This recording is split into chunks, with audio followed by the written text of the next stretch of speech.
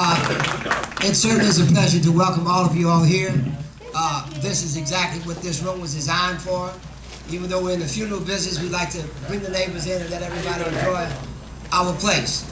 And we welcome historic Fall Bar Treme here this evening. I serve on the board of directors of Treme Cultural Program, Historic Treme, and I also serve as the chairman of the Cultural Committee. Treme is, as most of you may know, or some of you may not know, is the oldest black suburban area in the United States of America. We boast for that. We used to have some of the most historic architecture there was in the city, predating the French Quarter. Now, some of you may say, well, I don't know about that, but understand the craftsmen who built the French Quarter had to have a place to live. And they lived in Treme, and then they went inside the walls of the French Quarter to build the French Quarter. But unfortunately, we had two horrible incidents that happened in the 60s.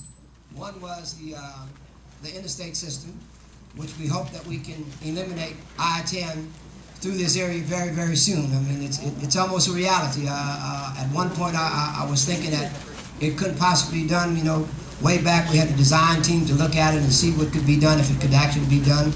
I met with a group of folks today, about 40 people who are planners and so forth from all over the country, who are helping us to put a package together to actually move the interstate system and maybe bring Claiborne Avenue back to its splendor.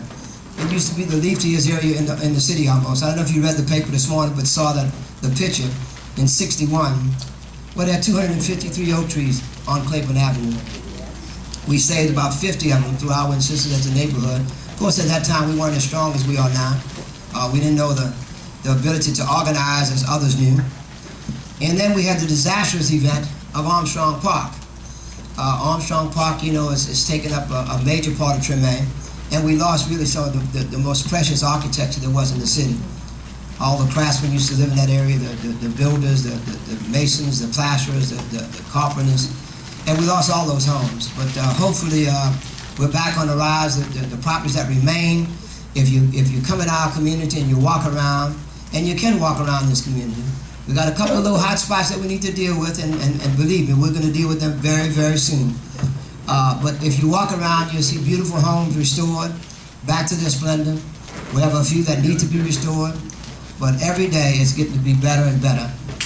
I lived in the East for a while, and after Katrina, I decided it was time for me to come back. It was time for me to come back to Treme to work and to redevelop our family business. And I'm glad my brother's here with me today. My brother's a 17-year heart transplant, so he's still with us. And we're here every day, working hard to make Treme a beautiful place to live. So we'd like to welcome you here and hope that you know, you can help us to continue the cultural aspects of our community. The jazz bands, a lot of the people who used to be in the jazz bands don't live here anymore. They live in other parts of the city. And I can never understand how we created a musician's village, but it's on Cluett Street. I just couldn't relate to that, but that's where it is. And we've lost a lot of our musicians, but they're still here every Wednesday and every Sunday. You can go to Chinese, the Candlelight. You can hear good New Orleans jazz on Wednesday evening and on Sunday. Right, Chinese?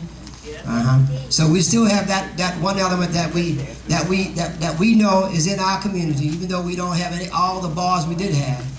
And we don't want all the bars that we used to have, but that one is a good one, and we recommend if you want a good evening and enjoy some good music, Benny Jones is there on every Wednesday, and we welcome you to come.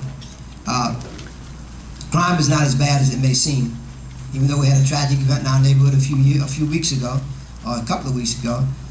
Those were domestic related. It wasn't just a random crime situation. So don't believe everything that you see in the paper. You know, sometimes things are reported but not reported quite accurately that interpret really what happens. So once again, we'll welcome you here, and we're going to look at the HBO series Treme. And I guess from a critical standpoint, I'm a little concerned. I have a little concerns as to what actually this will do for our community.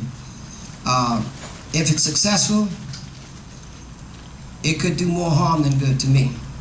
Because it's successful, the people hearing more and more about Treme. This used to be our little Jew, you know. We know what it is to live here. We're close to everything. We're close to the French Quarter. You can leave your house and walk to the French Quarter. You can leave your house and walk to the Superdome. You can just about go anywhere, and you can walk. But you know, when this happens, people see it on TV, and all of a sudden they want to live here, and they start, and the neighborhood becomes totally too much density. So we want to make sure that it doesn't do us any harm, or that it depicts the people of Treme properly. I was a little concerned doing the filming. A lot of things I saw were crime scenes. Matter of fact, I was a little disgusted. They filmed an event right here on the corner at the store, and it depicted a robbery. Well, I've never seen a robbery on that corner since I've been living here, but that's where they chose to have the robbery out of the corner store here. So, you know, it could be good and it could be bad. So we want to look at it, and we ask you all to look at it with a critical eye. And if you have any comments, write them down for us. We're not necessarily worried about the filmmakers, but write it down for us so that we can have it. So when maybe the filmmakers do decide they want to talk to us as a community, that they will.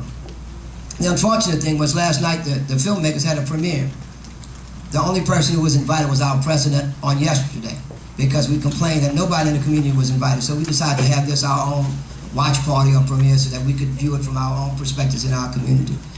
So we welcome you here and hope that we all enjoy what's going to happen. As Jessica said, the restroom's over here, right behind us here. We have various articles for sale that helps our association, the t-shirts, the hats. We have some cold drinks and we have some popcorn. So please feel free and comfortable and relax, even though you're in a little place you might not be too relaxed in, but it's a good place. Those of us who are old friends know, like Beverly, we've had a lot of fun here. So it's a good place to be, and we hope that you enjoy the show. Thank you.